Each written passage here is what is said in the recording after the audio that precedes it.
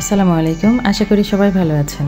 এখন আমের ভরা মৌসুম চলছে, তাই পাকা আমের গন্ধে চারিদিক মৌ মৌ করছে। পাকা আম ফুরিয়ে যাবার আগেই আপনাদের সাথে শেয়ার করতে চলে এলাম পাকা আমের কেক রেসিপি। তো চলুন রেসিপিটা শুরু করা যাক। যেহেতু আজকের কেক আমি পাকা আম দিয়ে তৈরি করব, তাই এখানে একটি আম আমি ছোট পিস করে কেটে নিয়েছি। এখন এই আমগুলোকে আমি ব্লেন্ডারে ব্লেন্ড করে নিব।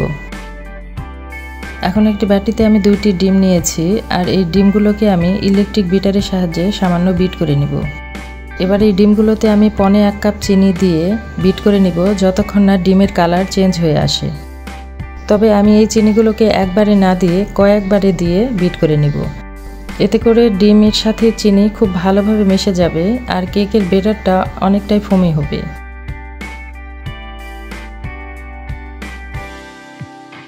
আমি সবগুলো চিনি ডিমের সাথে বিট করে নিয়েছি, আর দেখুন ডিম ও চিনির যে ব্যাটারটি সেটার কালার একদম চেঞ্জ হয়ে গেছে।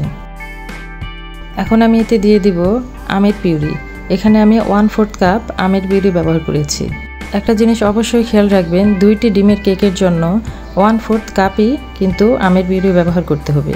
অনেকে মনে করেন বেশি পিউরি দিলে বেশি স্বাদ হবে, কিন্তু এটা একদমই ভুল ধারণা। বেশি পিউরি দিলে কিন্তু কেক ভালো হবে না।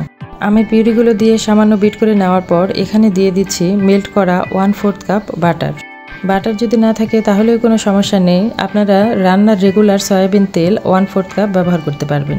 বাটার দেওয়ার পর 1 মিনিটের জন্য শুধু আমি এটি বিট করে নিব। এবার আমি শুকনো উপকরণগুলো মিশিয়ে নিব। এখানে একটি স্টেইনারে আমি মেজারমেন্ট কাপে 1 কাপ ময়দা নিয়েছি, আর এতে দিয়ে দিব 2 চা চামচ বেকিং পাউডার। বেকিং পাউডারের পরিমাণ আপনাদের কাছে একটু বেশি মনে হতে পারে, কিন্তু অন্যান্য কেকের তুলনায় আমের কেকে বেকিং পাউডারের পরিমাণ একটু বেশিই লাগে।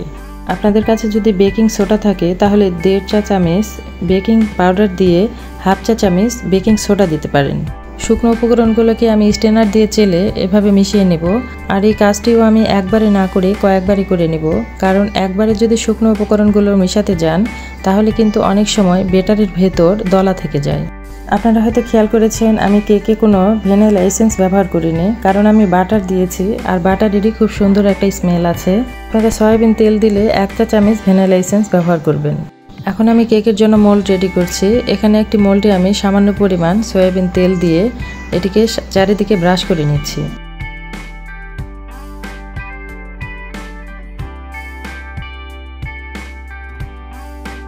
মোল্ডের চারিদিকে তেল ব্রাশ করে নেওয়ার পর এখানে আমি দিয়ে দিব সামান্য কিছুটা ময়দা।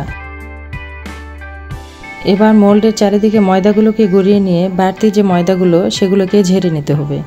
আপনারা ময়দা দিয়ে মোল্ড রেডি করতে না চাইলে মোল্ডের নিচে পেপার দিয়ে তেল ব্রাশ করে নিলেও হবে। আমার কেক বেক করার জন্য মোল্ড রেডি হয়ে গেছে। এবারে আমি এই মোল্ডে কেকের যে ব্যাটারটি রেডি করে রেখেছিলাম সেগুলো ঢেলে দিব। ব্যাটার দেখে নিশ্চয়ই আপনারা বুঝতে পেরেছেন ব্যাটারটি অনেক ঘন হয়েছে। এতে চিন্তার কোনো কারণ নেই, কারণ আম দিয়ে যে কেক তৈরি করা হয় সেই কেকের ব্যাটারটা একটু ঘনই হয়। এবার এই কেকটিকে আপনারা চাইলে চুলায় বেক করে নিতে পারেন। সেক্ষেত্রে চুলার হিট লোতে রেখে 40 থেকে 45 মিনিট সময় লাগবে।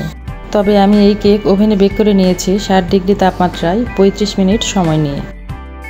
আমার কেক বেক করা হয়ে গেছে। এবার আমি একটি কাঠির সাহায্যে চেক করে নিচ্ছি ভেতরে কাঁচা আছে নাকি। কাঠি একদম ক্লিন বের হয়েছে, তার মানে আমার কেক রেডি হয়ে গেছে। এবার আমি কেকের উপর সামান্য বাটার ব্রাশ করে নিয়ে কেকটি ঢেকে রাখবো ঠান্ডা হওয়া পর্যন্ত। আপনারা চাইলে সুগার সিরাপ ব্রাশ করেও রাখতে পারেন।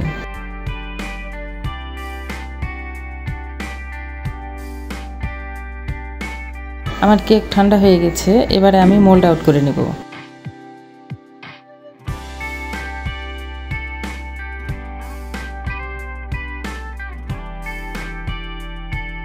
এখন কেকটি কেটে আপনাদের সাথে আমি একটু শেয়ার করছি।